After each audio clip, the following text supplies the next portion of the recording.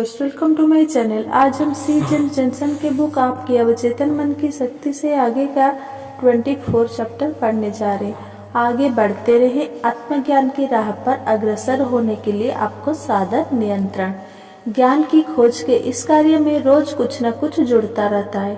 आत्मज्ञान की खोज में हर दिन कुछ फिर पीछे छूटता है। तो देखते हैं हमने अब तक क्या सीखा। हमें हमारे मन के 3 क्षेत्र चेतन, अवचेतन और अतिचेतन मन की जानकारी होनी चाहिए और यह भी मालूम होना चाहिए कि ये 3 एक दूसरे से किस तरह संवाद स्थापित करते हैं। 1. हम अवचेतन मन हमारे शरीर के हार्ड ड्राइव के समान है, जिसमें हमारी सीखी हुई बातें, अनुभव और भावनाएं संग्रहित होती जाती है। ये सतत अपने काम में लगा रहता है और चेतन मन द्वारा दिए जाने वाले निर्देशों का पालन करता है, चाहे वे निर्देश अच्छे हो या बुरे। ये किसी भी बात के बारे में अपनी कोई राय नहीं बताता। ये केवल चेतन मन की इच्छाओं और निर्देशों को पूरा करने में मदद करता है। ये हमारे शरीर की क्रियाओं को संचालित करता है, उनका प्रबंधन करता है। 2. चेतन मन शरीर के यातायात दोस्त का काम करता है। यह तय करता है कि क्या अच्छा है, क्या बुरा, क्या सही है, क्या गलत। यह हमेशा सही नहीं होता, मगर इसकी सत्य की अवधारणा पुराने अनुभवों और अवचेतन मन में संग्रहित पुरानी सूचनाओं पर निर्भर करती है। यह हमें उन बातों को करने का व उन स्थितियों के साथ जाने का निर्देश देता है जिनके साथ हम सहज महसूस करें, और उन स्थितियों से बचने का प्रयास करता है जो हमें असहज बनाती है, अर्थात सुख की ओर बढ़ना और दुख से दूर जाना।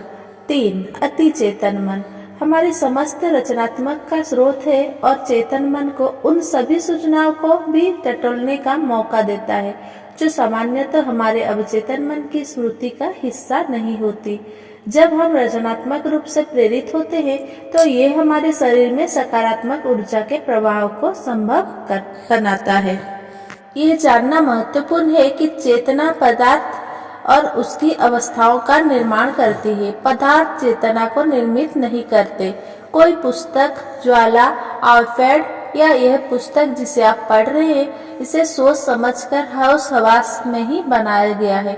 कुर्सी जिस पर आप बैठे हैं या बिस्तर जिस पर आप सोते हैं, उन्हें भी चेतना द्वारा ही बनाया गया है। आप जिस कमरे में बैठे हैं उसे देखें और महसूस करें कि यहाँ आप जो भी देख रहे हैं उसे सोच समझकर सचेत मनसा से बनाया गया है।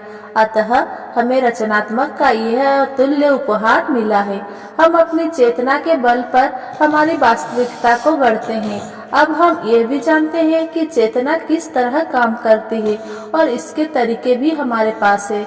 देखें अध्याय 8 अभिपुष्टि और इसके तरीके। इसकी सहायता से हम लंबे समय से चली आ रही अपनी गलत धारणाओं और विश्वासों को, जो अब हमारे लिए अनुपयोगी हो चुकी है, बदल सकते हैं। और अब चले आत्मज्ञान की ओर। मैं इस पुस्तक के अंत में आपके साथ एक अलेख पत्रक साझा करना चाहता हूँ, जिसे मैंने आत्मज्ञान विषय पर 2001 में अपने जन्मदिन के अवसर पर लिखा था।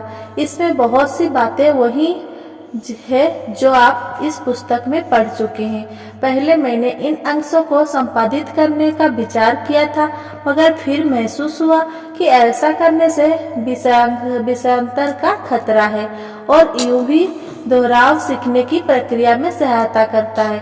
तो अब हम इस पत्रक को पढ़ते हैं। आत्मज्ञान पर 70 का दशक, वाह कितना बढ़िया दशक था वो। इससे पहले कि मैं आत्मज्ञान के बारे में कुछ कहना शुरू करूं, मैं इसके ऐतिहासिक परिप्रेक्ष्य की जानकारी उन लोगों को देना चाहूंगा जो अब तक वयस्क अवस्था में नहीं पहुंचे हैं। मुझे शंका है कि पिछले 20 सालों के इतिहास में कोई ऐसी महान सामाजिक क्रांति नहीं हुई है जैसी 1950 से 1970 के दौरान देखने में आई थी। 1950 के दशक में अधिकांश अमेरिकी शादियां बिल्कुल पारंपरिक हुआ करती थी, यानी पति घर का कमाऊ सदस्य होता था और पत्नी घर की साज संभाल करती थी और बच्चे की देखभाल का जिम्मा उठाती थी। उस समय गर्भ निरोध के साधन भी कम थे, अतः अधिकांश शादियां या प्रेम के तहत हुए यौन संबंध का परिणाम गर्भधारण के रूप में सामने आता था।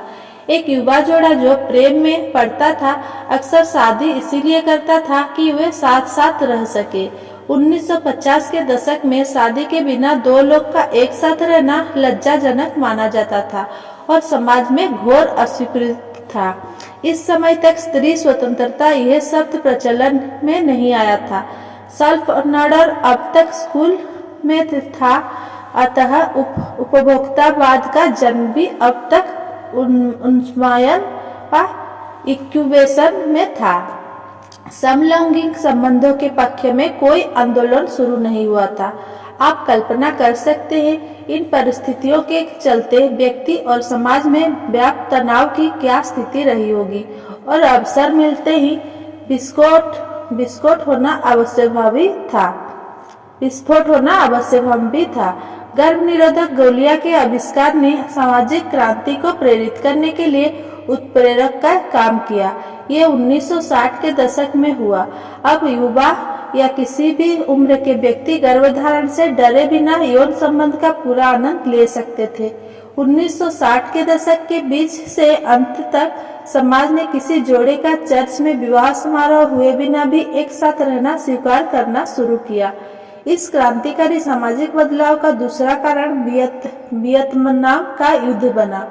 वियतनाम में युद्ध पहला ऐसा युद्ध था जिसमें लोगों के बैठक कक्ष को जीवंत कर दिया।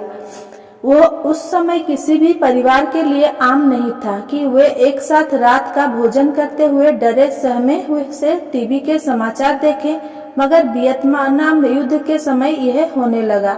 और आगे क्या होगा, यह प्रश्न सभी के मन में विद्यमान रहता था। विद्यार्थियों का सेना द्वारा जारी किए गए मसौदों को खिलाफ प्रदर्शन करना आम बात थी, और उसके बाद केंट स्टेट की घटना घटी। 60 के दशकों के अंत में बीटल्स नामक रॉक बैंड अपनी लोकप्रियता के चरम पर था। हेयर पहला ब्रांड वे संगीत बन चुका था। मारिजुआना कॉलेज परिसर से दफ्तर का रास्ता खोज चुकी थी।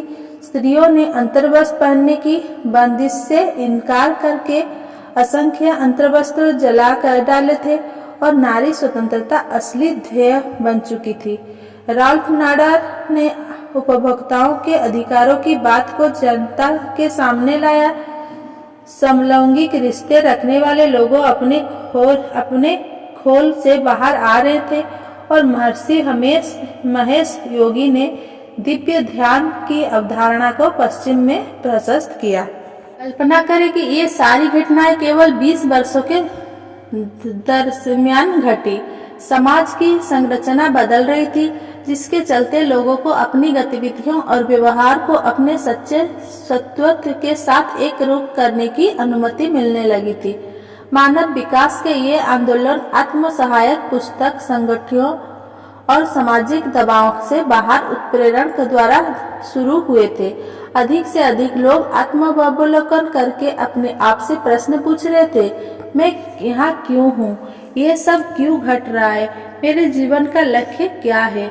1975 में मेरे एक अभिन्न मित्र ने मुझे टिम गोल्फ की पुस्तक the inner game of tennis पढ़ने के लिए दी। मुझे याद है, मैंने उस पुस्तक को लॉस एंजल्स से पोर्टलैंड आते समय हवाई जहाज में पढ़ा था। मैं टीम के लेखन से बेहद प्रभावित हुआ था, जिसमें उनसे टेनिस के खेल का रूपक बांधते हुए अपने प्रदर्शन पर ध्यान केंद्रित करते हुए जीवन की दिशा बदलने की बात कही थी। घर आते ही मैंने टेलीफोन हाथ में लिया और पुस्तक में दिए हुए हर संस्था के पते पर फोन लगाकर टीम का पता लगाने में जुट गया। कम से कम 10 कॉल्स के बाद मैं टीम का पता लगाने में कामयाब हो गया। वो अपने घर मालिबू कैलिफोर्निया में था। उससे बात करते समय मेरे शब्द थे, टीम आप मुझे नहीं जानते, मगर मैं आपको जानता हूँ, क्योंकि मैंने आपकी पुस्तक पढ़ी है। मैं आपको मेहमान वक्ता के तौर पर सशुल्क अपनी कंपनी के कर्मचारियों से बात करने के लिए आमंत्रित करना चाहता हूँ और वो मान गए। अब तक मैं जितने भी विचारकों से मिला हूँ, टिम उनमें से सबसे स्पष्ट सोच रखने वाले विचारक में से है। उनके पास मेरे हर सवाल का जवाब था, भले ही वो सवाल किसी भी विषय से संबंधित हो। मैं सोचा करता था कि कोई भी व्यक्ति एक हद तक ही ज्ञान प्राप्त कर सकता है, मगर टिम ने मेरी इस सोच को पूरी तरह खारिज कर दिया और वो जितना जानता था उससे भी परे जाकर मेरे लिए ज्ञान के द्वार खोल दिए। कई मुलाकातों के बाद मैंने टिम से पूछा, टिम, आत्मज्ञान यानी क्या होता है? ये नहीं याद करें, ब्रॉडवे पर हेयर इस युग को एक एज ऑफ एक्सपीरियंस के रूपक में बांधते हुए गा रहा था कि यह युग, ये परंपराएं समाप्त होने वाली है। आत्मज्ञान अपनी राह पर अग्रसर है और शीघ्र ही हमारी संस्कृति में प्रवेश करने वाला है और सल्ले मेल्किन ने को हमें उस राह पर ले जाना था। तो आत्मज्ञान आखिर है क्या? मुझे टिम के वास्तविक शब्द तो याद नहीं पड़ते, मगर उसके कहे के शब्द का अर्थ मुझे याद आता है। अतः मुझे माफ करना टिम, यदि यहाँ मैं संपादकीय लाइसेंस का साक्षात्कार उपयोग करूं। मैंने जो कुछ सुना था उसका सार इस प्रकार था कि आत्मज्ञान एक प्रक्रिया है जिसमें हम यह खोज करते हैं कि अब तक जीवन में हम जो कुछ भी पाना चाहते थे वो तो हमारे पास पहले से ही मौजूद था। हम जो भी बनना चाहते थे वो तो हम पहले ही से थे और हमारे ऊपर आवरण के भीतर प्रेम, सत्य, बुद्धिमत्ता, ज्ञान, होशियारी, सौंदर्य आदि सभी पूर्णता में विद्यमान था। मगर हम जो वास्तव में है उससे अधिक पाने के लिए हमारे पास जो है उसे घटाने या छोड़ने की क्षमता को विकसित करना होगा। वास्तविक आत्मज्ञानी व्यक्ति के लिए विकास का अर्थ घटाव की प्रक्रिया है। हम में से अधिकतर व्यक्तियों को यह सिखाया जाता है कि विकास बढ़त या जोड़ की एक प्रक्रिया है। इसके तहत यह विकास को बढ़िया कार, बढ़िया घर, अधिक खिलौने, अधिक सुविधाएं आदि के साथ भी जोड़कर देखने के आदी हो चुके हैं। टिम के कथन में यह अंतर्निहित है कि विकास तभी होता है जब हम सीखे गए को भुलाना शुरू करते हैं या उन वस्तुओं को अपने से दूर करना सीखते हैं जो हमारे वास्तविक अस्तित्व और योग्यताओं की अभिव्यक्ति में बाधक बनती प्रतीत होती है। मेरी समझ से यहाँ टिम का आशय अपनी धारणाओं, व्यवहार और विचारों को जो हमारे लिए अनुपयोगी सिद्ध होते जा रहे हैं बदलने से है। जब हम सबसे पहले इस दुनिया में आए थे तो हम एक खाली पात्र के समान थे। हमारे मन में किसी के भी बारे में कोई राय कायम नहीं हुई थी, किसी तरह के पूर्वाग्रह नहीं थे। मुझे लगता है कि यही विशेषताएं हम वयस्कों को शिशुओं और बच्चों की ओर आकर्षित करती है। हम उनकी मासूमियत और सब कुछ संभव है इस धारणा के प्रति श्रद्धाभाव रखते हैं। अभिभावक, शिक्षक, प्रशिक्षक और अन्य सभी व्यक्ति जिनमें बचपन में हम सब श्रद्धा रखते हैं, उनका हम जो सोचते हैं वही बनते हैं। इसमें अर्थात हमारे व्यक्तित्व को गढ़ने में विशेष हाथ रहता है। हम क्या है इस बारे में हमारे मन में जो भी धारणा बनती है उसी के अनुसार हम जीवन भर काम करते रहते हैं। हम में से अधिकतर लोग जीवन भर यह समझ ही नहीं पाते कि हमारे मन में अपनी यह छवि एक पोशाक से अलग नहीं है, मगर हम यही समझने की गलती करते हैं कि यह छवि स्थायी है, वास्तविक है, जिसे बदला नहीं जा सकता और इसी सोच के चलते हम इसे बदलने या इससे बाहर आने का कोई प्रयास नहीं करते। हम सहजता से कह देते हैं मैं ऐसा ही हूँ, मैं हमेशा ऐसा ही हूँ।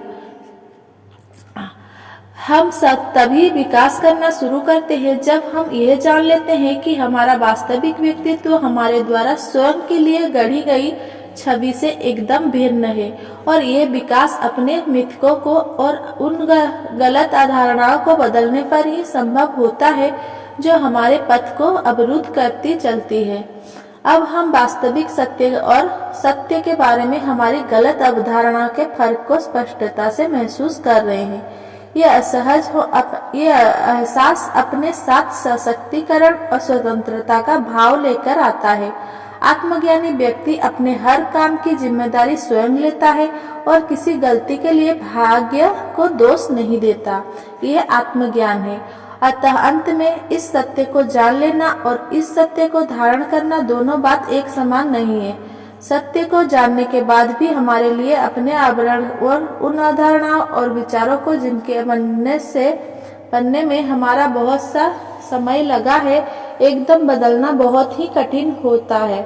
हाँ, मगर जब हम ये जान लेते हैं कि ये आवरण किस तरह बना था और ये भी जान लेते हैं कि यह एक पोशाक मात्र है जिसे बदला जा सकता है, तो ऐसा करना आसान हो जाता है।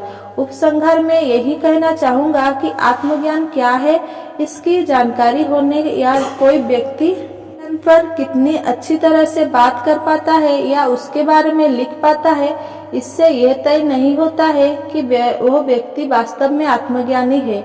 ये कहा गया है कि हम जो पढ़ाते हैं उसे हमें भी पढ़ना जरूरी होता है।